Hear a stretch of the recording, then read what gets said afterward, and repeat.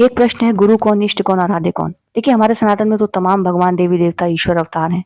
इसके अलावा हमारे देश में और पूरी दुनिया में जहाँ भी, जब भी कोई भी विवेकवान, हंस जैसा विवेक वाला व्यक्ति हुआ है, उसके लिए यह पूरी प्रकृति, सारा ब्रह्मांड गुरु है। चींटी से लेकर भयंकर विषैले जीव-जंतुओं तक से उन्हें ज्ञान मिला है।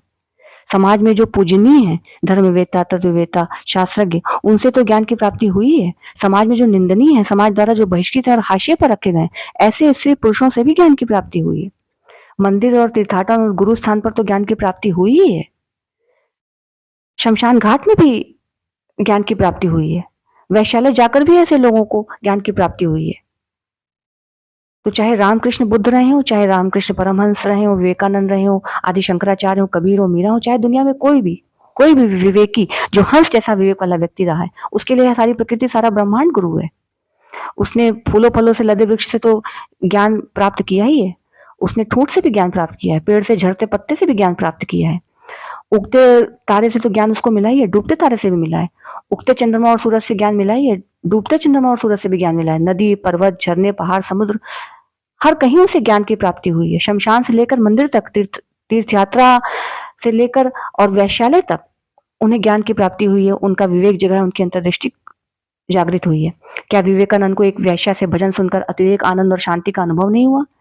क्या आदि शंकराचार्य जी, जो छूत अछूत के अज्ञान में जकड़े हुए थे, शमशान में लाश जलाने वाले एक चांडाल ने आदि शंकराचार्य जी को अस्पृश्यता के अज्ञानता से मुक्त कराया? आदि शंकराचार्य जी छूत अछूत और अस्पृश्यता की अज्ञानता में पूरी तरह जकड़े हुए थे और एक चांडाल ने उनको इस अज्ञानता से मुक्त कराया, और वह चांडाल उनके लिए माध्यम बना, उनका विवेक जगाने के लिए, और उनका गुरु हुआ। क्योंकि उस चांडाल ने आदि शंकराचार्य को यह अनुभव कराया कि तुम छूत अछूत और अस्पृश्यता की अज्ञानता में जकड़े हुए हो, जो तुम्हारे विवेक में एक रोड़ा है। तो क्या आदि शंकराचार्य जी के लिए वह चांडाल गुरु नहीं हुआ?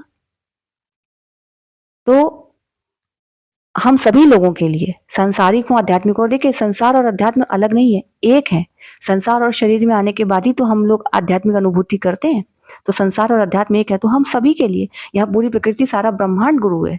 और सीखना तो हमारा नैसर्गिक गुण है। सीखना और अनुकूलन, इसी नैसर्गिक गुण के चलते ही तो तमाम जानवरों, प्राणियों से लेकर हम मनुष्यों तक ने आज तक, अभी तक इतना इवॉल्व किया है और बराबर इवॉल्व हो रहे हैं। सीखना तो नैसर्गिक और अनवरत चलने वाली प्रक्रिया है। कॉन्शियसली, अनकॉन्शियसली हम सब लोग एक दूसरे से और पूरी प्रकृति, सारे ब्रह्मांड से सीखते रहते हैं।